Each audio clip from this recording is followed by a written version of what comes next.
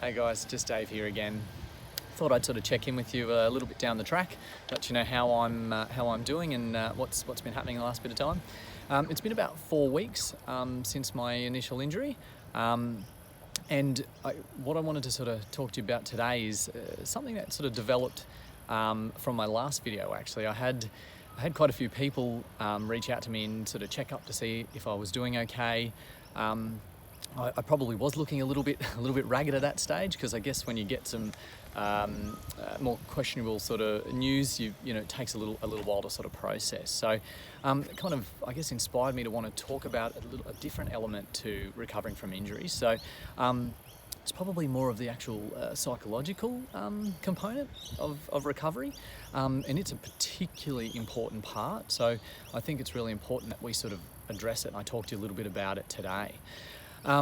So the idea, so when you first suffer a reasonable sort of injury, I guess there's a few things that you're going to go through. Initially, it's shock. I think we see that in a lot of different situations. We see that, you know, when people go through motor vehicle accidents and all sorts. And when someone has an injury that's not such a minor one, I guess the first thing you do is you do go into shock. From there, it's also probably pretty easy to become quite overwhelmed, so having some levels of anxiety sort of kick in, and that can be a pretty sort of confronting process.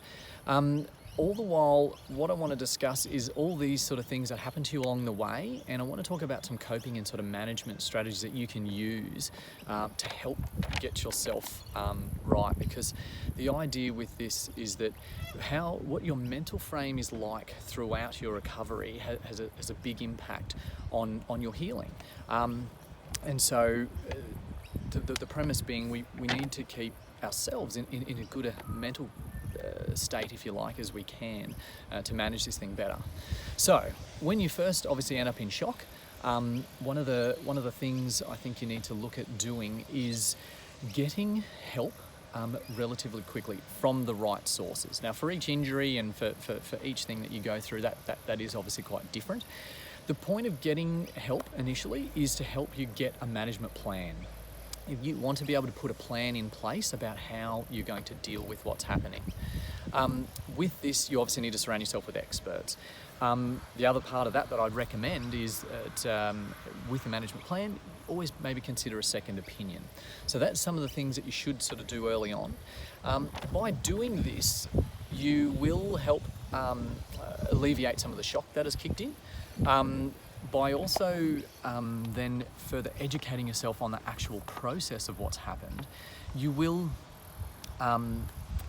help with probably feeling overwhelmed, because as soon as you start to educate yourself on the process and you understand what's involved, what sort of outcomes there are, you can start to actually focus on things that you can control. Because a part of feeling overwhelmed in this process is not knowing what you can do about it, because it feels like there are a lot of things that you can't help. So if you start to get a better education about what's going on and you start to focus on the process, you start to focus on things that you can do. And that's probably what I would say. I'm talking about it from my perspective in recovering from this injury, but also things that I've observed from my many years of clinical experience. I think the people that do the best, focus on the controllable factors and try to obviously make the best of that situation.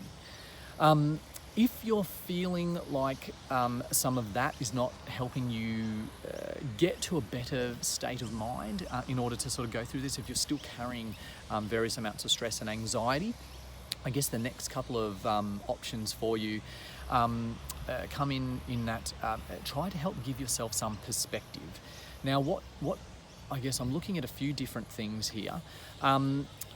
I guess one of the ways of looking at it is that if you can withdraw yourself to the point that if you see this and the time frame it takes to get better as a sort of a smaller part of your life, in the grand scheme of things, that can help you not sort of probably worry and stress as much, and know that you can do it, that other people have done it before and got through it. The other parts of perspective, I think people tend to do this to you a lot when you've had an injury. They tend to come in straight away and say to you, oh, it could be worse. And look, it depends on where you're at in your processing at that point in time. Sometimes if you hear that too early, when you're still feeling a bit sorry for yourself, that's hard to take. It also can be relatively helpful if you are at a state of looking at that and going, hey, it could be worse. Say for me, for example, I know that I am going to be able to walk again. I am going to go back and do a lot of things in my life that I want to do and be active. So coming to terms with that also helps you be comfortable with what is quite an uncomfortable sort of situation that you have to actually deal with. So by doing that, I guess if that helps you get through into a more positive sort of mindset, I think that's particularly helpful. I guess the other things you think about from a perspective point of view is that in life we all end up with challenges along the way. I think that's really a pretty normal part of life. We end up with challenges, whether it's with our family and our personal life or it's things like this. These challenges help us actually, to be honest, grow as a person. So I guess this is another way of thinking of something that's happened to you negatively and looking at the positive outcomes of it, which is that it is just a challenge that you're going to face. It's something that you actually need to work through to help you, to help you in life generally. One of the other parts of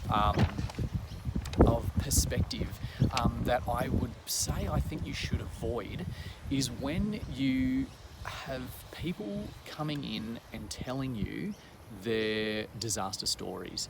Now, the idea here, I actually think this puts you in a more negative mindset and therefore isn't good for healing, because people love to come in and tell you about someone they know who has a disaster story when everything went badly.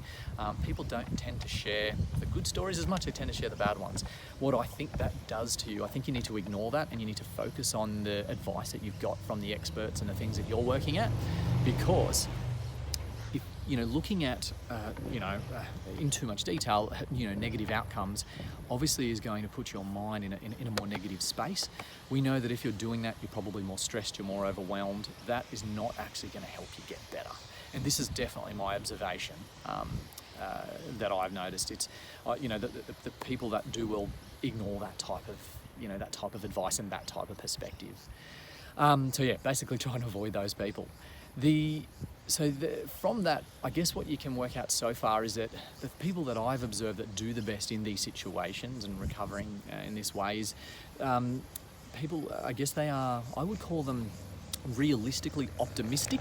So they're not they don't have to be like happy, because it's not necessarily a great situation. And I'll admit that for me, I'm generally having good days, but I'm going to tell you now, I'm definitely having bad days too. But on a whole, I'm realistically optimistic that I'm going to get a better outcome. Again, with some of the education stuff we spoke about at the start, by understanding that process, you also can be aware of several different outcomes that might eventuate, and knowing that ahead of time can also make it easier. You don't get so surprised when something doesn't go your way. It's a bit like me initially. Definitely had a little bit of surprise that I wasn't going to be obviously getting surgery to start with. But I'm probably lucky in the fact that that's what I do for work, so I see that these different outcomes do happen to people. So not as much of a shock. And again, like we said, if it's a 12-month injury or something reasonably decent, it's probably you've got to be prepared for a bumpy ride. There's no doubt about it. It's going to take a period of time. Not everything's going to go your way. You're going to have plenty of ups and downs. With that, I think you also just need to be prepared for the fact that you may go through some or all of that 5 stages of grief. That's quite a normal experience. I'm not talking about when you have simple little injuries that come and go within a matter of weeks, but you are definitely going to be on a bit of a psychological roller coaster, and some of these things are going to affect you. One of the things I think that affects people quite a lot is, if it's not all the stages, it's anger. People do get quite angry at the situation. Look, you've just got to do your best to get through that and process that. Ultimately, like we said, everything that derails your mindset is obviously not going to help with your actual healing. In terms of anger, the only thing I would make a comment about is saying, don't take it out on your support networks. The support networks that you have to help you through this, are, they didn't do anything wrong.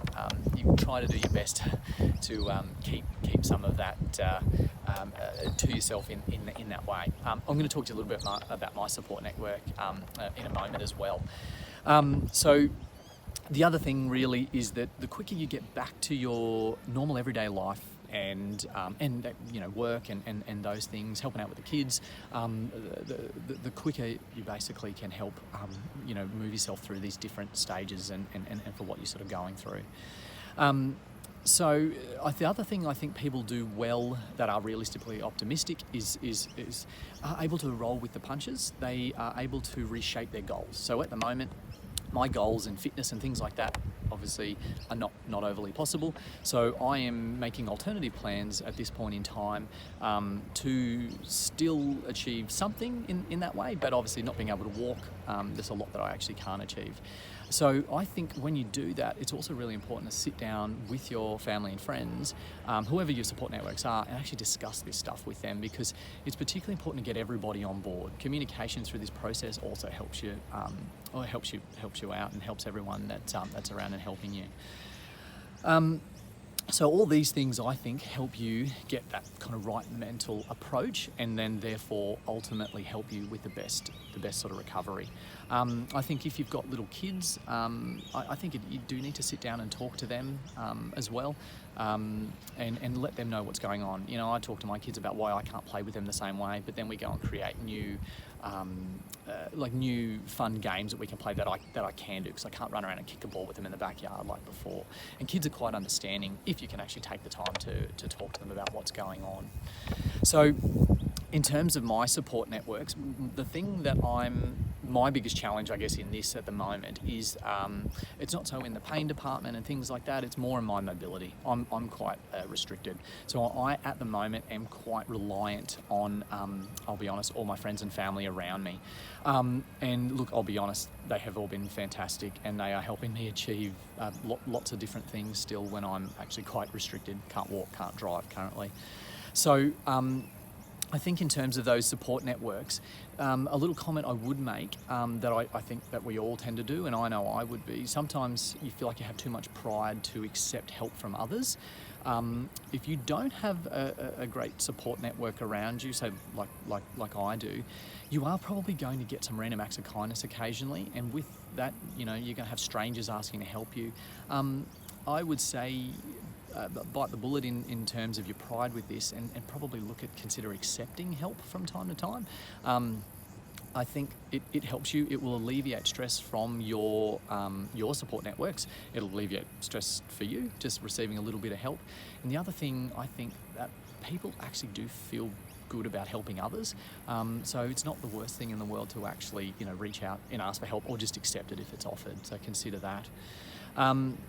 The other little thing I probably want to finish on today is talking about, in terms of the psychological ups and downs that come, talking to friends and family is definitely a good way to actually deal with and approach some of these things and the challenges that you're going to face. If you are particularly down and you are not coping well, I would say speak to a professional, speak to a health professional, and actually get some levels of help.